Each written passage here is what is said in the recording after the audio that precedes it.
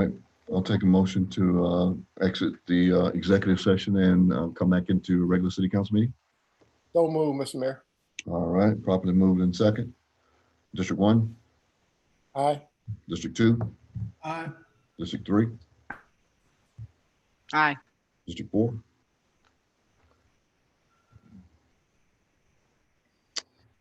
District 5, Aye.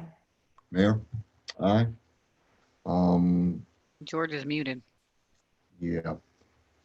So I'm going to make a motion to delay our appointment of the city manager for another time. Do I have a second? Second. All right. Is delay, defer, are the same thing? Yes. The same thing. What's the time frame, Mr. Mayor? I didn't give one. I need to talk to y'all afterwards. It's my birthday. How long are we gonna be on this? We're not gonna talk about it tonight. So you can enjoy your birthday. Okay. All right. It's 10:30 already. I got you. Can I borrow your Yorkie for a little while so that my Yorkie can have somebody to play with? You sure can. You just totally fee. Okay. District 1, Aye. District 2, Aye. District 3, Aye. District 4, District 5, Aye. Mayor, aye. Madam Clerk, take us into public comments. Okay, I have a few public comments that were emailed to me. Hang on Okay. 1 second.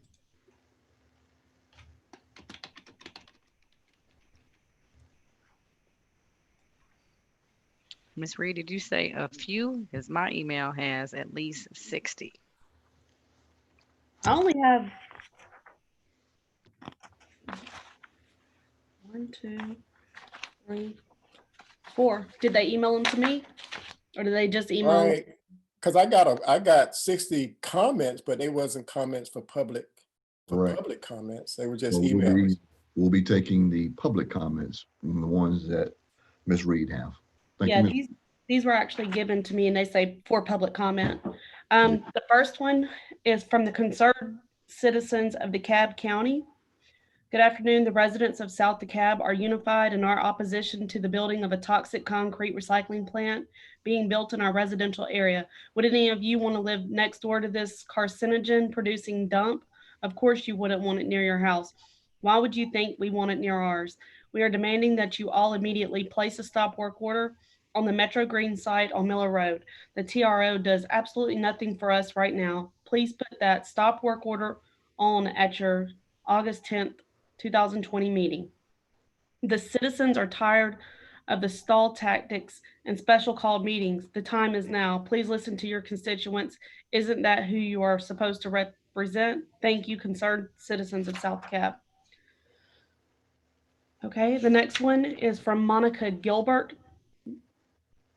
I have been a resident of South DeKalb County for over 36 years and have lived 32 of those years in now what we call City of Stonecrest. I'm not considered one of the founding fathers of Stonecrest, nor a part of its inner circle, but I did, however, vote for it to become a city. Stonecrest would not have become a city unless the citizens living in portions of Lithonia voted for it. Our affirmative yes votes were needed to fulfill your cityhood dream. Now that your dream has been fulfilled, we, the citizens, have earned a seat at the table. We should be respectively and attentively listened to. I oppose toxic recycling businesses of any kind in our beloved Stonecrest, South DeKalb. It's a known fact that the air quality will be negatively and adversely affected by its byproduct. We don't need this in Stonecrest. What kind of environment are we leaving for future generations? What kind of environment are we creating for us to live our last days? What about the noise, traffic, possible road repairs, etc.? Many people of color suffer from numerous underlying medical conditions, and the toxicity from a recycling company is not what we need in Stonecrest. We're dying from COVID-19 by the hundreds of thousands because of some form of toxicity. I'm 63 years young and do not consider myself an ass or ignorant. What I am is a concerned citizen who wants the best for Stonecrest. Please know the way we talk to and about people, our tone and mannerisms says a lot about us. A lot of people are watching Stonecrest, so let's put our best foot forward and respect the opinion of others. Let's work together for a better Stonecrest. In closing, Mayor Larry recently mentioned John Lewis and C.T. Vivian were so proud of cities ran by African Americans. What you say is true, but I think they would question why toxic plants, dollar stores, and gas stations are now slated as primary businesses for future economic growth for said cities, respectively, Monica Gilbert. The next one is from Tracy Hickman and family. I would like to ask the mayor and council to issue a stop work order on Metro Green if not already. Please lock the gates. It is within your power as council to do so, and it is in the best interest of the citizens of Stonecrest and neighboring cities to stop the work being done daily at Metro Green's site off Snapfinger Woods Drive. The permit to work was issued, although they were not compliant with DeKalb County. I do not care who is to blame, EPD, Mayor Larry, DeKalb County zoning, etc. We want to fix the blame and correct the issue and get them out of our neighborhood. Therefore, we are asking that not only you place the stop work order quickly, we are asking that the stop work order remain in place and will not be lifted until DeKalb County Court has issued a hearing date and ruling. I do appreciate, I think, the filing of the TRO. We do not know how long this will take, hence the request to stop them from working. And we are not sure of details for this filing, but understand all legal strategies cannot be discussed publicly. Therefore, we are hoping that we can trust that this proceedings and filing are in our best interest. We are watching this meeting tonight and outside doing a car rally. We will continue to fight to stop this plant from coming into our city. We hope you understand. We only want what is right for us, and we hope you all feel the same. The next one is from Faye Cofield. First, let me acknowledge the movement of Home Depot in the Lithonia Industrial Boulevard corridor. I would like to thank Home Depot for selecting an area which is already zoned for their intended use and will have no negative impact on the homeowners and residents of Stonecrest. Hopefully, more companies will follow their example and move into one of the already zoned commercial areas which do not impact residents. My first concern is when will City Hall reopen to the public? Our children are returning to school in person and virtually. If it is safe enough for a return to school, why can't City Hall open for meetings? With regard to Home Depot, I'd like to know the following. Were they given a tax credit or waiver? If so, how much and for how long? Number two, will there be a specific number of Home Depot jobs set aside for Stonecrest residents? Number three, why is there no stop work order on Metro Green matter? I understand there's a request for a temporary restraining order. However, why is there no stop work order until a temporary restraining order can be decided? Four, after the fiasco with Metro Green, is there an effort to evaluate all properties in Stonecrest to determine if there are conflicts between existing zoning? For example, are some parcels zoned for the development which is inconsistent with the current zoning? By that, I mean, are there other properties which were rezoned residential from commercial but still have adjoining properties that are commercial? Stonecrest has the ability to become one, if not the best small city in the state of Georgia, Faye Cofield. And that's all of the public comments. Thank you, Madam Clerk. All right, we have no public hearings. We have no old business. We will move to new business. Stonecrest 2020 pavement project.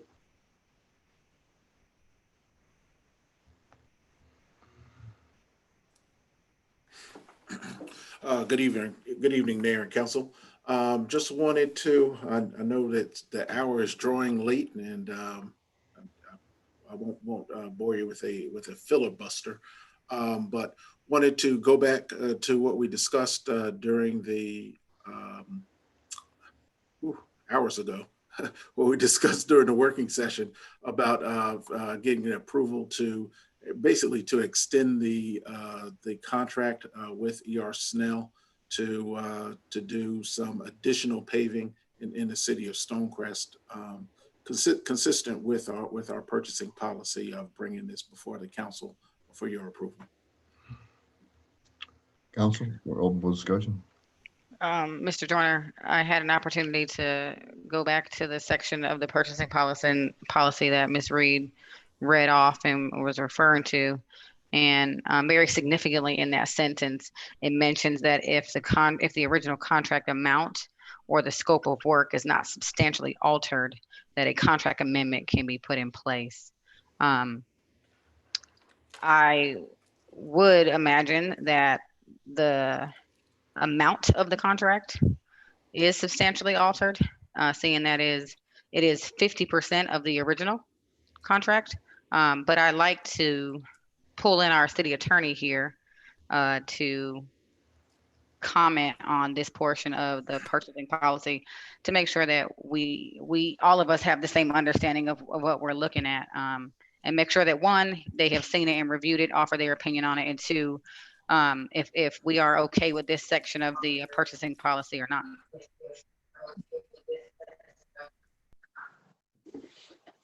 Apologize. You're saying if we've seen the contract or we've seen the purchasing policy? Sorry, two things. One, if you've reviewed the contract amendment, and then two, would you provide some clarity for us on that particular section of the purchasing policy that says an amendment can be made if the original amount or the scope of work is not substantially altered? Right. What I would say about that is, looking at that in isolation, it would appear that changing the original contract amount by 2 some odd million would be a substantial change. I'm reluctant to give a definitive opinion because it's always a mistake to look at one section of the purchasing policy in isolation because you have to kind of cross-reference different parts. And so I've just kind of learned that over the years. You have to kind of take a full look at it. I certainly have not. And so I do not purport to give my definitive legal opinion this evening, but looking at that language in isolation, it would be hard to characterize a change in the original purchase price by over $2 million to be something other than substantial.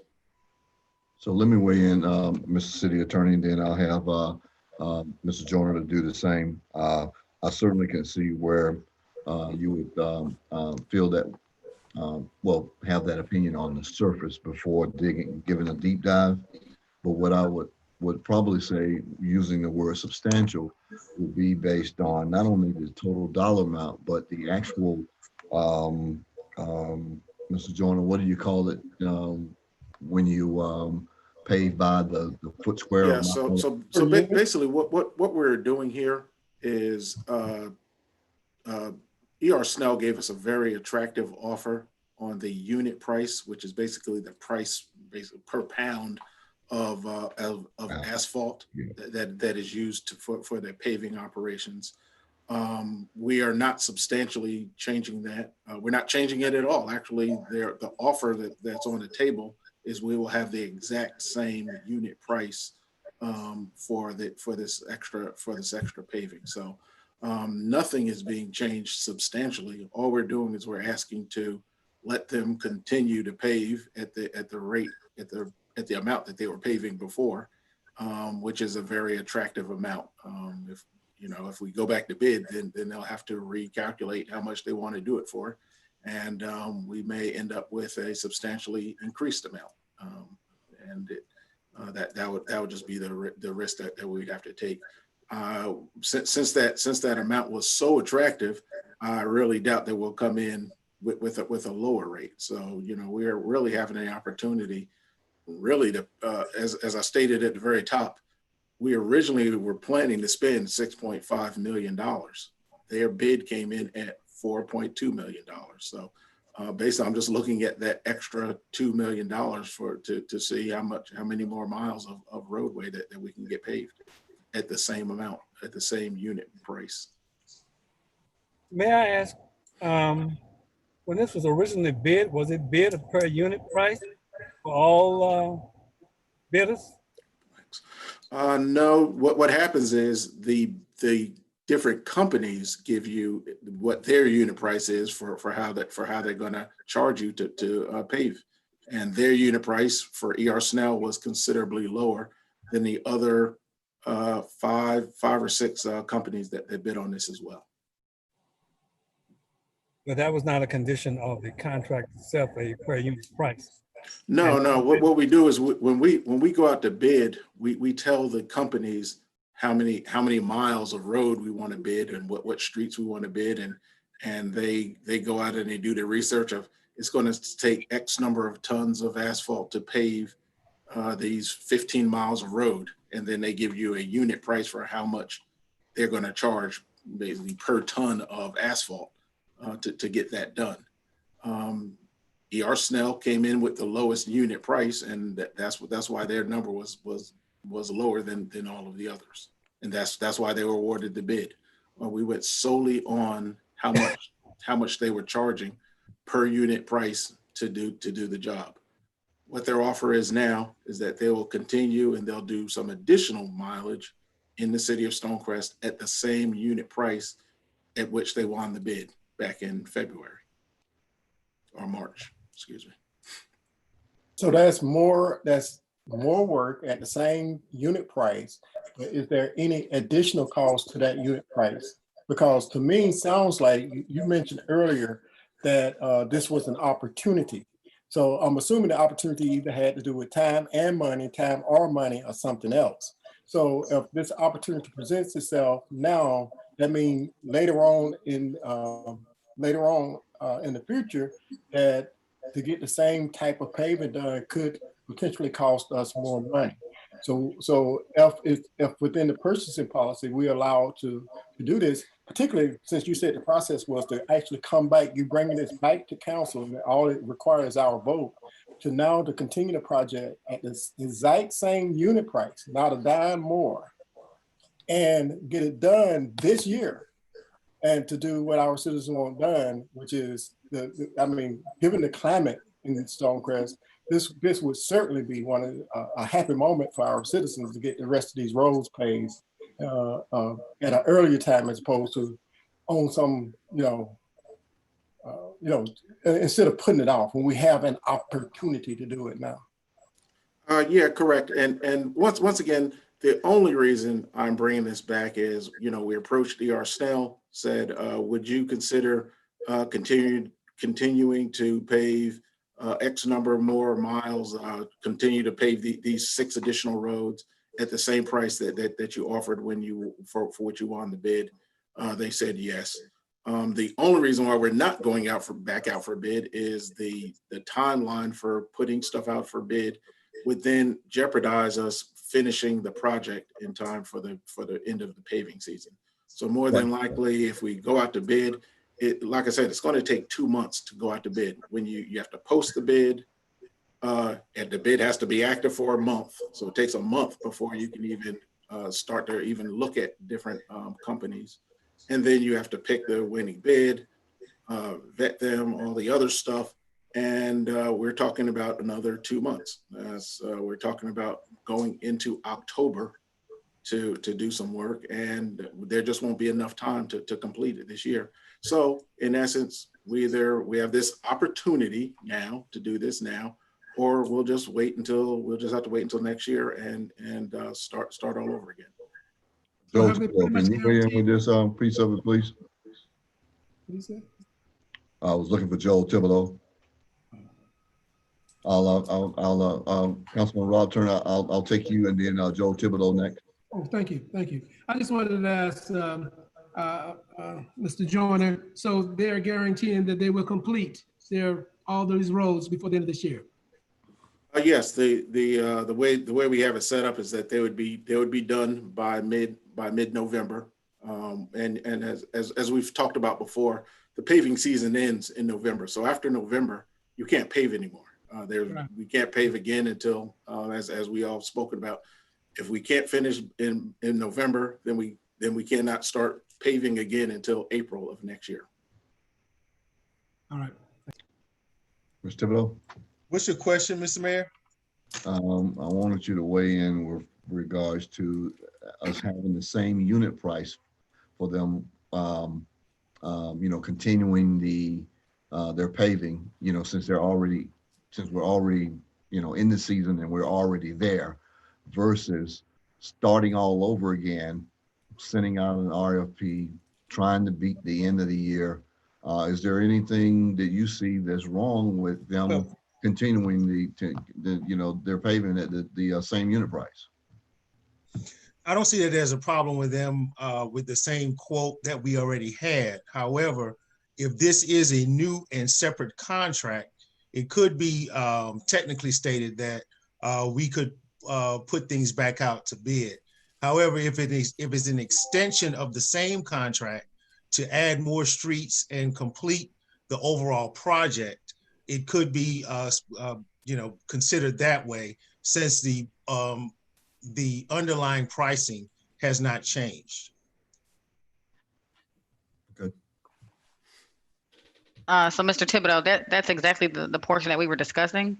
The purchasing policy says that we can have a contract extension so long as the original contract amount is not substantially changed. So Attorney Denmark rendered his opinion, albeit that he has not read the contract amendment or and wants to read the entirety of that section. So what Ples and the mayor are asking is, if the unit price has not changed, does that have any weight on the original contract amount? And so my question, similar to that, was, even if the unit price is the same, is $2.1 million considered a substantial change to the original amount of the contract? And if so, then what other mechanism is there according to the purchasing policy? So Attorney Denmark has rendered his opinion, and so there's $1.2 million is a substantial increase to the amount of the project. The way these were done in previous years is that we had excess, or we were coming in under the original price, and so we slated additional projects under the original contract. If that's not the case this time, and we are actually expanding the contract as opposed to completing additional work under the same contract, I too would have to look at what approaches we needed to take in order to expand the contract beyond the original parameters. My assumption was that we are using the rest of the budgeted amount, because if we came in under, we could still use the rest of the approved amount for additions to the project. But if we're going beyond the original approved amount, then we may be in a situation where we need to look at the process of taking on additional cost. Yeah. Let me ask you, when you say, let's also keep in mind that the original amount was $6.5 million.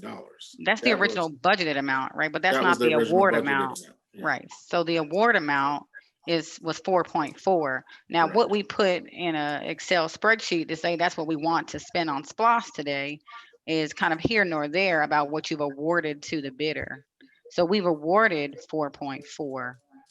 And so we may have a bucket of $2 million left in it in the budget, but that has no bearing on what you have awarded the vendor through their bid process. Yeah, you're exactly right. And last year we actually had a substantial savings where we were able to use that money and went ahead and paved some additional roads with the savings. So that was the different piece.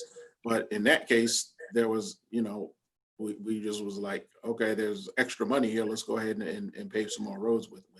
Sure. And I want us to pave more roads. I just want us to not violate the very policy that we put in place. So Yeah, I'd like to be guided in the right direction. Right. But let's also keep in mind that I once again, I don't think anybody does, we don't want to pave any more roads. I think we do. We all live here, and the more roads we can pave, the better. And let's, if at all possible, let's figure out a way to make this work. Mr. Joyner, if I may ask, I think Councilwoman Cobble mentioned last time, in the last statement, she said it was substantial cost difference. But prior to that, it sounded like she said the purchasing policy statement had to do with substantial structure difference in the It contract. says both. Which one is it, cost or structure? It says both. It says the original amount and the scope of work in a nutshell, but it says both. Okay, so, so, right, so, I mean, there's no way that you can have an increase in, well, I guess when you talk about amounts, I guess you can go to substantially out of bounds at that arena. But where was the portion in there that as part of the process, you would come back to city council? Is that with that in consideration, that, we gone beyond the scope of work or scope of calls, substantial increase in costs, and at that point, we come back to city council? Is this, I guess, maybe a Winston Denmark question, whether or not council can vote to do this because it's in the best interest of the city at this point in time, and because we voted on it, it's not a violation of purchasing policy?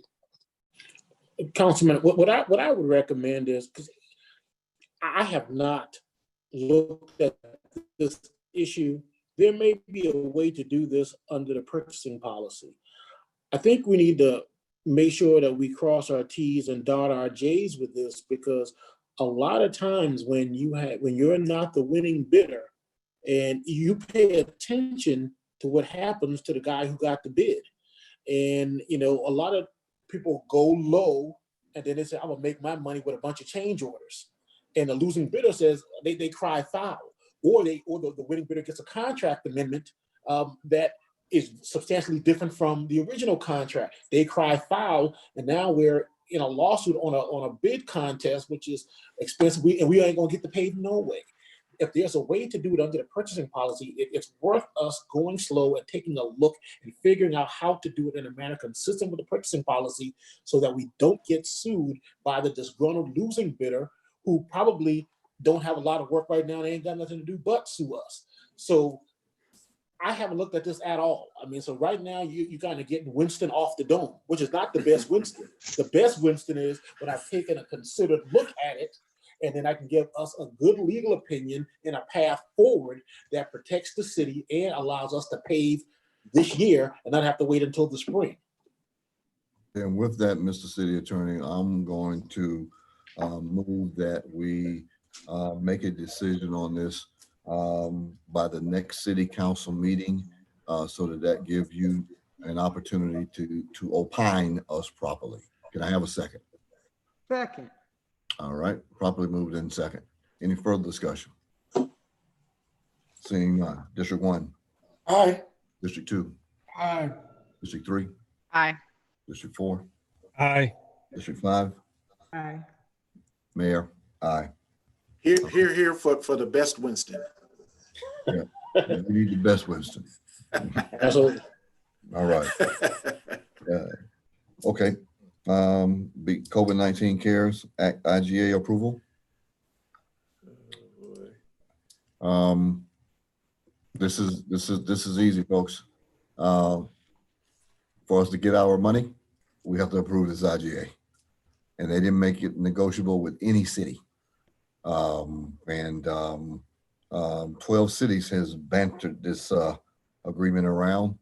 Mr. Denmark, I will let you have the floor, though. Yes, sir, Mr. Mayor. I have had the pleasure of looking at this agreement. The mayor's correct. This is not a arm's length negotiation with the county. It's essentially one of those situations where you go to the airport and rent a car, and Enterprise puts the contract in front of you. You don't stand at the counter and argue with the little girl about terms. You sign the contract or you go someplace else. That's what we have here. And so I've looked at it on behalf of the city of Stonecrest and for the city of Lithonia. I will say the DeKalb County has forged a different course than some other counties, like Fulton County, for instance, because they are offering all of the cities and Fulton a collective sum of 2.4. County is going to keep the rest. So I was shocked that DeKalb County did what they did. That's a little bit outside the four corners of the contract I looked at. But the contract was legally on all fours. There was nothing in the contract that was harmful to the city of Stonecrest. There was nothing in the contract that called this legality into question. Now, if for some reason the Council, it wasn't a good business deal, then that would be your prerogative. But looking strictly at the legal aspects of the document, is legally on all fours, and it would not do harm to the City of Stonecrest for us to execute it. Okay, council. Mr. Mayor, Yes, sir. we put together a committee. Well, you kind of named the committee Yes, sir. at how this money will be appropriated, spent, however. That's right. Has this committee met? Not yet. Then what impact might they have on this particular agreement? Is there something we want to review? None at all. Here's the thing about it, Councilman. There's no point in meeting when you don't have the money or the means to even have the money. So having said that, Mr. Denmark was, Attorney Denmark was very correct in his assessment. Essentially, this is where we are with the county and distribution of the funds. So as soon as we get a check off on the county that these funds will be distributed, that and our team will meet then.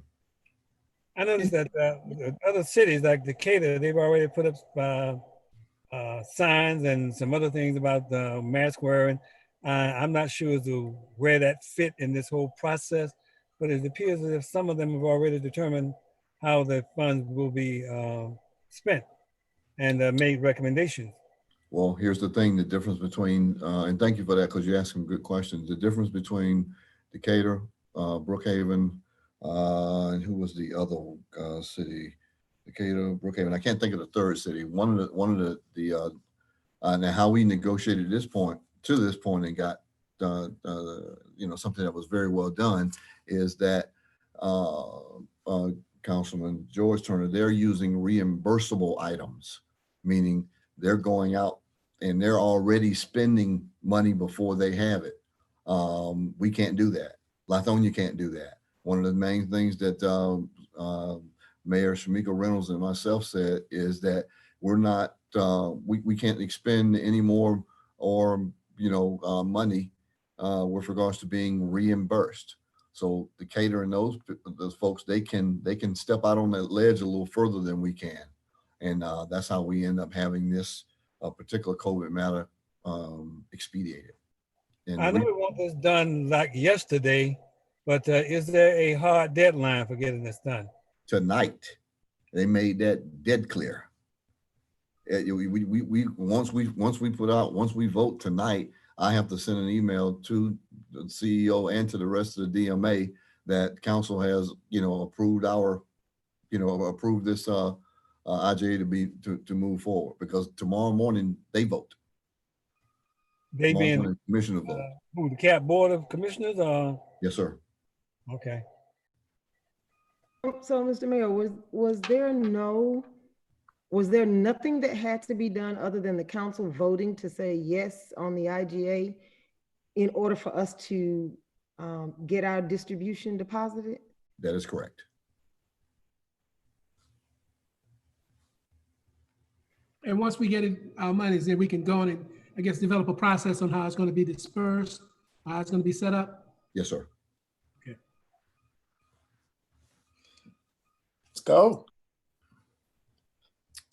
I'm sorry, Clinton. Councilman Clinton. I'm sorry. I was being funny. I was just saying, let's go. Oh, no, I think you're right. Because as folks, since I'm closer to this than most, because all the city mayors have been involved in negotiating with this, we gave up, we as in the cities gave up a portion of our distributed money. We should have been at 8.9 million, but we end up being at 6.2 million to be able to have the process expedited for us. Now, that's just the city of Stonecrest. Brookhaven is at 6.4 million, and then it goes on down the line. As Attorney Denmark mentioned, all of Fulton County cities got $2.3 million.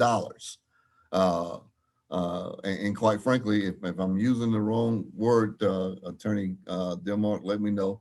But they got gangsterized and we didn't. It's really just that simple. And I have to give super high marks to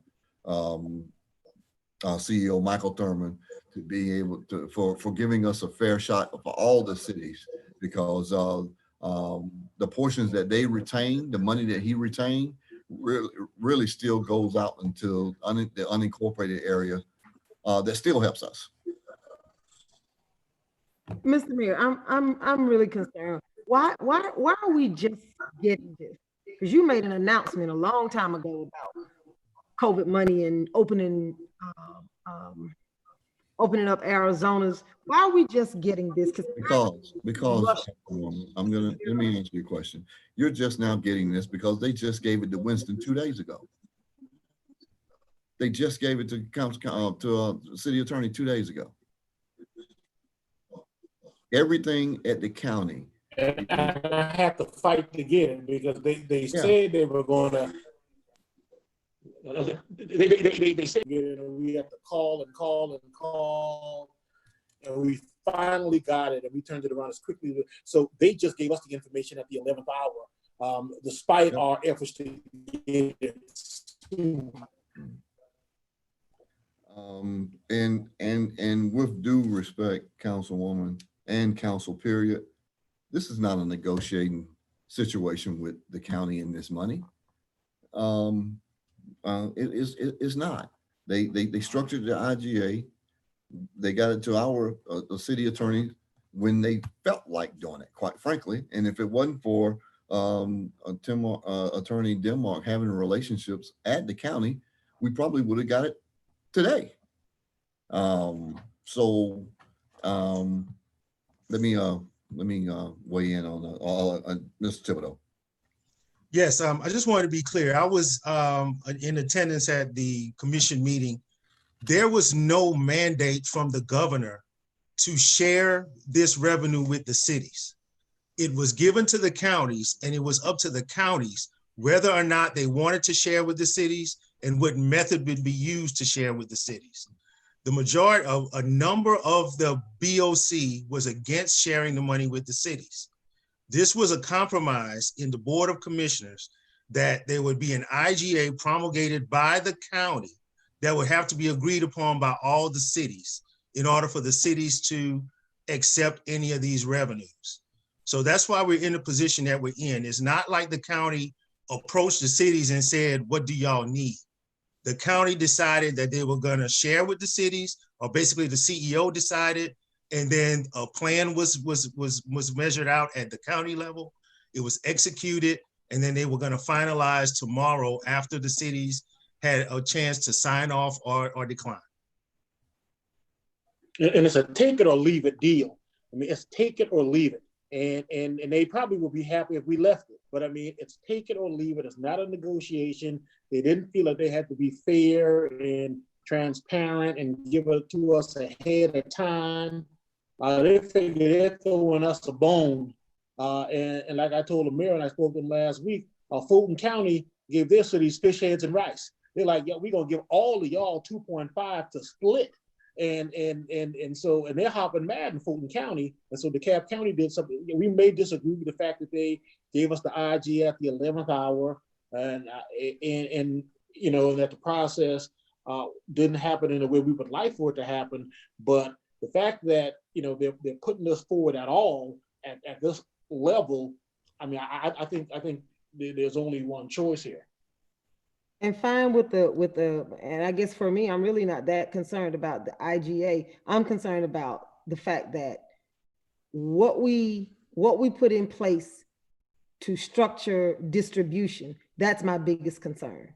I don't have to be on the committee, but I do want to trust that what we're going to do is going to be fair and equitable. And that's my concern. We're taking the money and we don't have anything. We haven't talked about anything. The committee hadn't met, all of that. So that's a concern for me. I'm not worried about the IGA because we didn't create the IGA. So I'm not concerned about that. I'm concerned about Stonecrest making sure that what we give out to our citizens is fair and equitable all across. And I go back, Mr. Mayor, to your statement when you were on the news and you made the statement that we're gonna reopen Arizona's. That might not be the best use for the money. So I'm just concerned, and I'm putting it on record that I'm concerned because I am. So I'm gonna yield my time to talk and go back on mute. But I just want to make sure that is out there. I move that we approve the IGA so that we can send it to DeKalb County. Do I have a second? Second, Properly moved in second. Is there any further discussion? Well, I didn't get a chance to make a comment. Okay, you can do it.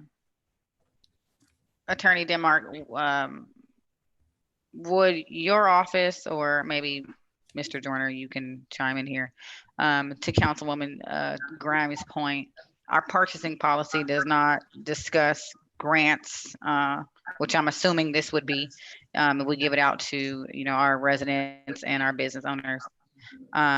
Who would be taking on this task of getting some guidelines for grants or distribution, application processes, qualifiers? I mean, kind of all the nuts and bolts. Once we sign the IGA, we move forward. There's a lot of accountability written into that IGA, a lot of auditing, a lot of reporting, a lot of standards to be met. Heck, I think you even have to open up a separate account. You can use the same bank, but you have to use a different account. There's a lot of auditing from both the federal and the county side. There's a lot of stipulations if anything is done incorrectly. Whose job responsibility will it be to man this process and then to put in place the things that we're missing, since we've never dealt with federal funds or county funds in this manner that is more of a grant and less of a expense or a contract? I would imagine it would be whomever the mayor and council designates. City Attorney Winston, it is in our purchasing policy. We speak about grants in our purchasing Yes, policy? it does. Under general procedures and approval authorizations, periodically the city may be given private or public grants and donations from sources such as the state and federal government and private corporations. These types of solicitations are more restrictive and may dictate the procurement process and methodology that the city is to follow for an award. Both federal and state procurement supersedes the purchasing requirements of the city when buying goods and services using federal or state grant money. The department should refer to the federal acquisition regulations for guidance on specific federal procurement policies. Yes. So if you can find the area where it describes how we distribute, what qualifiers there are for that distribution, the application process, if so, I would love to hear that section. I'm sure that it's in the IGA, but if not, it should reference. Right. So my question was more along the lines of the process for distributing the funds, not necessarily the authorization to do so, but thank you. Okay, we're still in discussion mode. well, at this point in time, Mr. Mayor, I do think that is, as you say, pretty much a no-brainer. I just can't see council not taking $6 million of free money, and the fact of the matter is we get to do zero with that money if we don't get it. So, I do understand, I do have the same similar concerns as to what we do after the fight, but there will be no after the fight if we don't decide tonight on what we're going to do decide on the fact that we should get this money. All right, any further comments and discussion? I just want make sure Councilman Clanton didn't misunderstand what my concern was. It's never about getting the money. It's about how we're going to distribute the money from our end. So I just want you to be clear about that. Appreciate that. I wasn't speaking to you directly. I was just speaking in general. Never can tell. Thank you. Understandable. Okay. District 1. Aye. District 2. Aye. District 3. Aye. District 4. District 5. Aye. That's aye for 4. Okay. Mayor, aye. Mr. Denmark, you can send back the agreement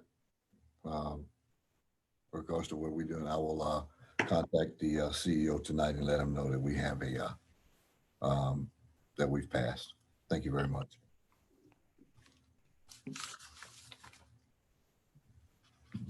New business C, contract management.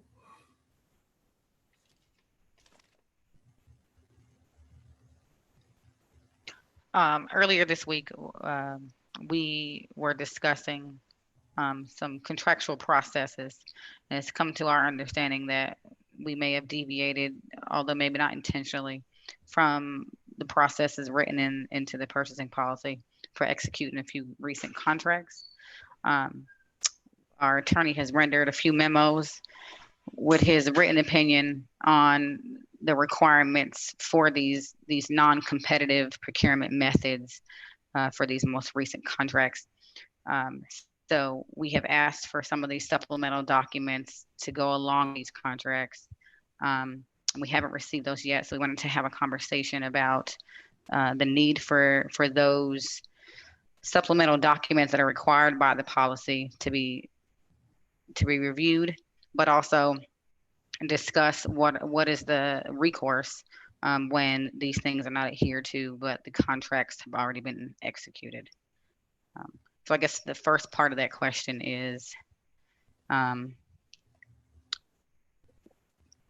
will we receive the supporting documents to go along with those two contracts?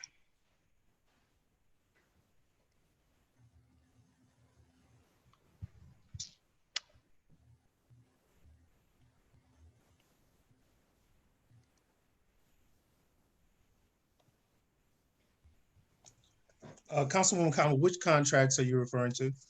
The two most recent contracts that we procured under the non-competitive procurement method. Because you did send me a request for information regarding all the contracts executed over the last Right, so not a part of that request. year. Not Okay. that one. That was directly to you as the internal auditor. These were, you probably were on the email chains, but it was not Yes. a request directly to you. Okay.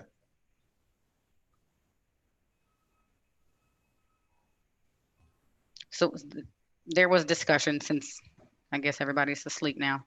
There was much discussion in the emails about what type of procurement was used. And I think the attorneys have settled on what their opinion of the type of procurement method that was used.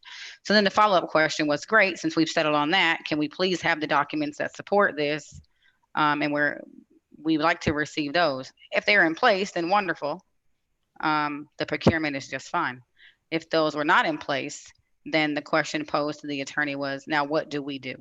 What is the recourse if these things were not processed correctly? So I would hate to assume, but since we haven't received those documents, I can only ask again, if those supplemental requirements were met according to the non-competitive method. And then great, if so, can we please have those? If not, we need to figure out how to deal with that.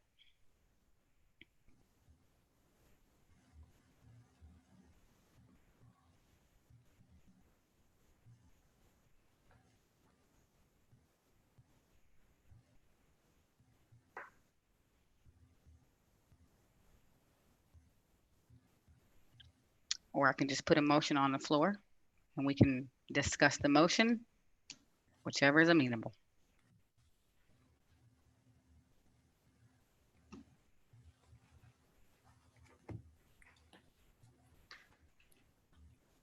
Mr. Denmark, are you understanding what Councilwoman wants?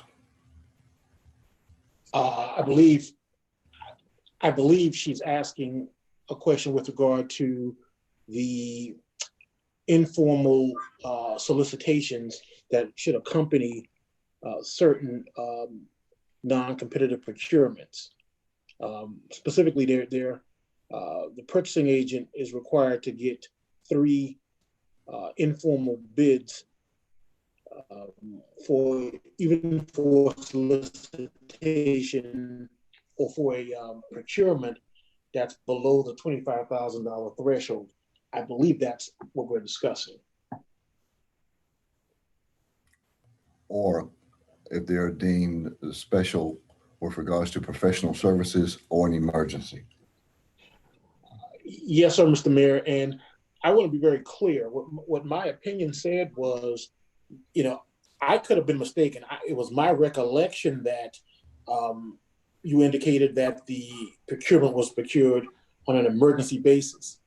And that's how I first analyzed it. And then I came back and said, well, because it was brought to my attention that perhaps the record did not reflect that it was an emergency procurement, that was not the stated purpose or the stated basis. And so then I kind of looked at it in the alternative. And I said, if it's an emergency procurement, it would have been fine. But assuming for the sake of argument that it was not an emergency procurement, it was also fine because it was below the $25,000 threshold. So I have not stated definitively whether it was or was not an emergency procurement. I looked at it in both circumstances and gave my opinion in both circumstances, if it was an emergency procurement and if it was not an emergency procurement. And it was, in my opinion, it was fine in either case. Then why are we here if it's fine in either way? Well, I don't know that it's fine in either way, because if it's a non-competitive procurement, then the policy says that you need a requisition and 3 quotes. Mr. Denmark, is that not correct? Yes, it does say that. However, if you read that provision carefully, and that was what I said in my written opinion, or from Danielle Metricardi and Max Chang in my office that I sent to you earlier today, the purchasing policy talks about that when it's the purchasing agent. However, right. If it's the city manager doing that procurement, then that requirement does not exist. Sure. And so, but in this case, now we're kind of stuck in the place that we seem to always end up. We don't have a city manager as such, at least as that term is used in the charter. We have a deputy city manager, which is different from the city manager as stated in the charter. So what happens in that case? And that's that. So that's kind of where we left it. But it's the 3 quote requirement applies to a purchasing agent, not to the city manager or the city manager's designee. Sure. Yep. And I think that's very clear and understood. I think so first of all, this is settled very easily. If the documents are there, you just send them and we're done. Right. So if that's not the case, then okay, I'm trying to speak now. We have no city manager, right? So it's impossible for a city manager or a city manager's designee to exist since we don't have one. So in the case that we don't have one, all those making procurements from the time we lost our city manager, which was in February, to now would be considered a purchasing agent because we do not have a city manager. We had one and it's vacant. So seeing as we do not have one, everyone making purchases is a purchasing agent. So the purchasing agent must adhere to those supplemental requirements, requisition, and 3 additional quotes. If the procurement is below 25 but above 5, and you're not the city manager, then you have to turn in these documents. So this is what we're requesting. Right? So I mean, I don't know why it creates so much heartburn because it's kind of right there in black and white. Unless we want to dispute, do we have a city manager or not, which I think we all are very aware that we do not, as even today, the appointment was on the agenda to place one in position. So I think it would be very hard to argue that we do have a city manager. So again, Attorney Denmark, you are absolutely correct, but we do not have a city manager. So a purchasing agent is required. So if those things are in place, that's wonderful, just send them to us so we can review them. If they're not in place, then let's talk about what do we need to do and when we're in this position. So here's my opinion on this.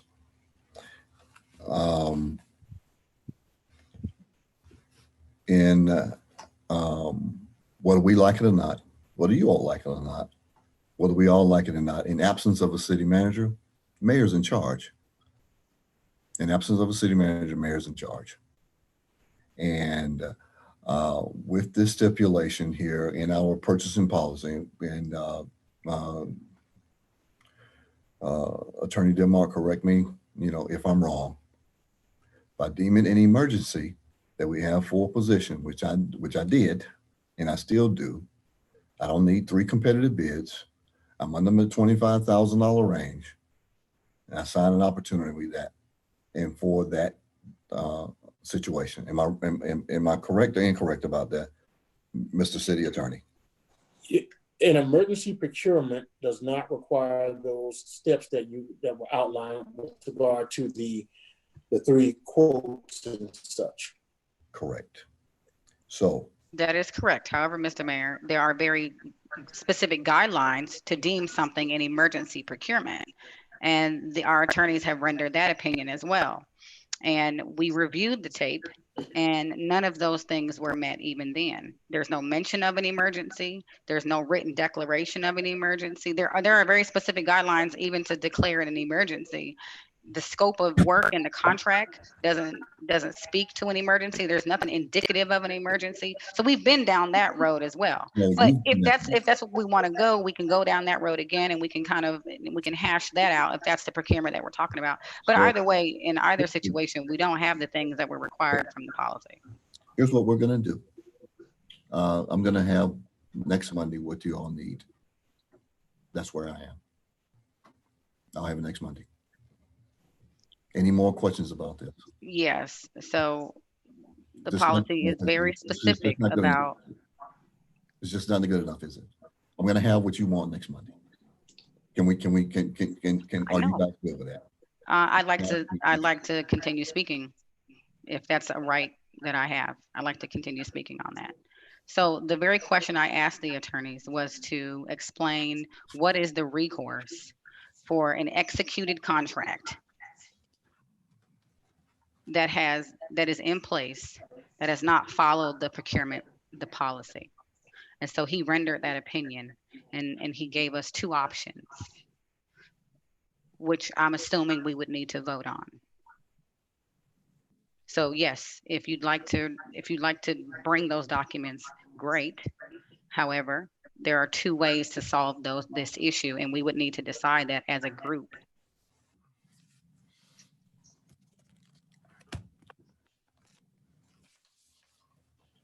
I've given my answer, Councilwoman. You'll have what you need next Monday. Well, if we could hear from some of the other council members, it would be greatly appreciated, because it's very clear on what the 2 options are. And I'm not a believer of not including everyone in a decision such as this. Let me just say that I wholeheartedly agree with following the procedures, and the procedures are, and if we can get what is required and evaluate it, we can make a decision then. We need to vote this evening, or do we need to vote after we get documentation that has been required? So I'll say this the 3rd time, Councilman. You'll have what you need next Monday. By next Monday. yeah, I understand that, but I thought the question on the table was making a decision on something tonight if something's not in place, or if that's not in place. So what I'm suggesting is that we wait until we either get it and satisfies the requirement, or just and deal with it then. Then I'll take your suggestion. That's a good suggestion.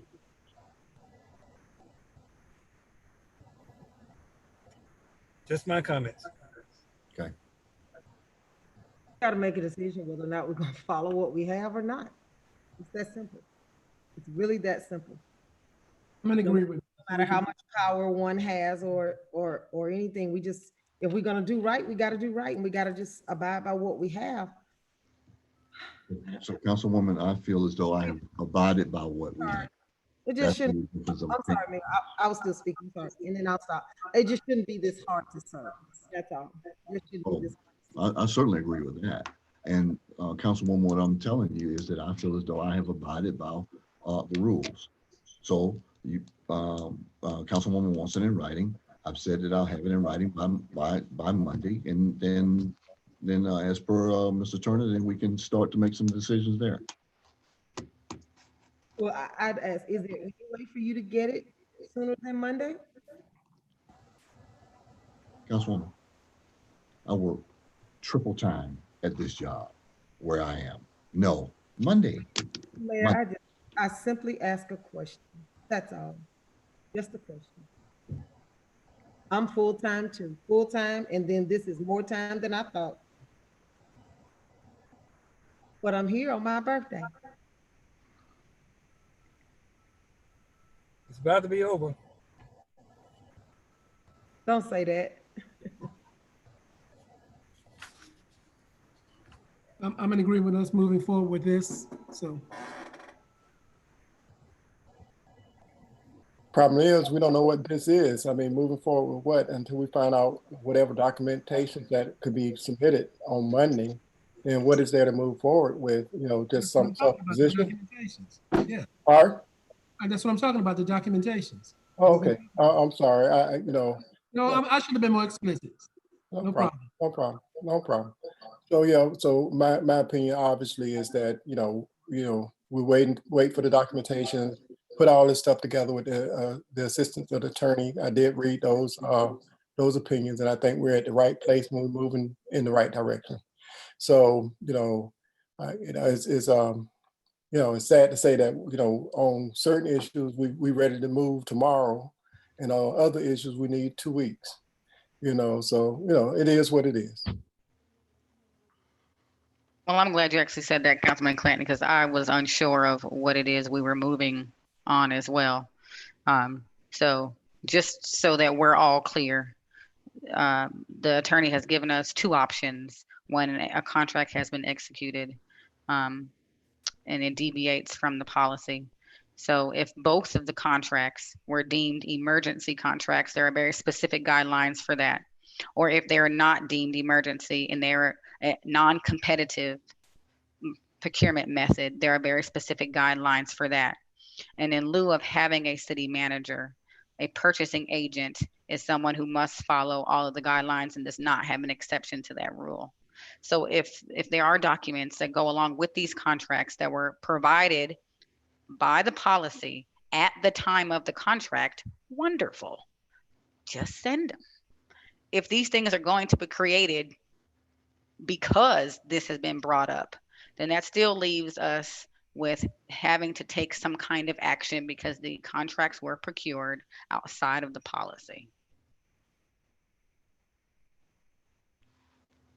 And we're not taking, to your comment, Mr. Clanton, we're not moving fast on some things and slow on others. I brought this very similar conversation about the SPLOST contract. And lo and behold, we're taking our time with that one to make sure that it follows the policy. So we most certainly have our own opinions about how fast or slow things move. But there's always consistency in trying to make sure that the things that we adopt, we follow. Absolutely, I agree with you 100%. But there is, just looking back at the tapes, you can see that there on certain items we move fast on certain items we need more time on. That's just a fact. That's not even an opinion. So it's recorded. So it wasn't meant to be harmful in any aspect. It was just an observation. So but it's neither here nor there. Anybody else? Thank you. City Manager, Mr. Jonah, you have any comments? Actually, happy birthday, Councilwoman Grimes, or what's left of it, and everyone have a nice evening. The City Attorney? Nothing this evening, Mr. Mayor. All right.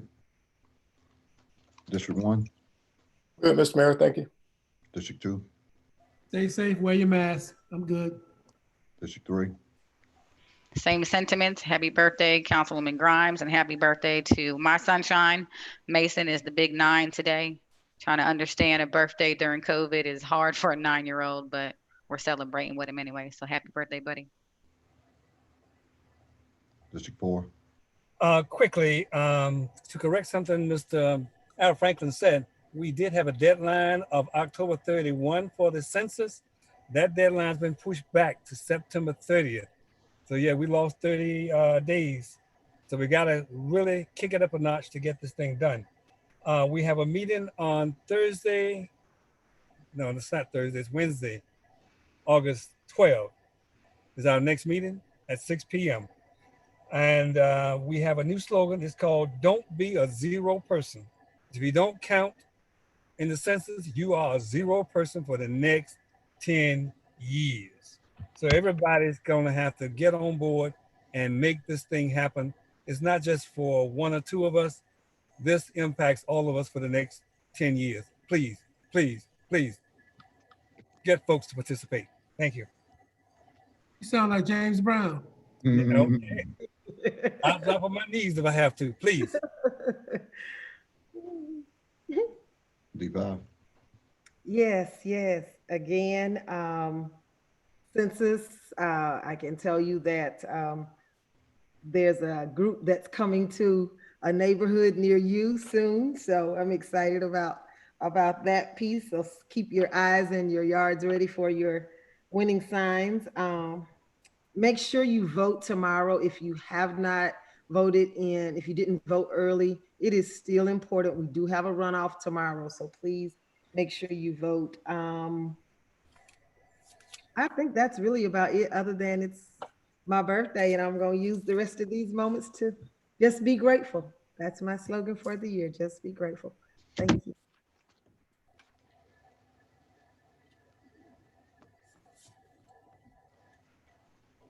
Mr. Bell adjourned this meeting. Thank you.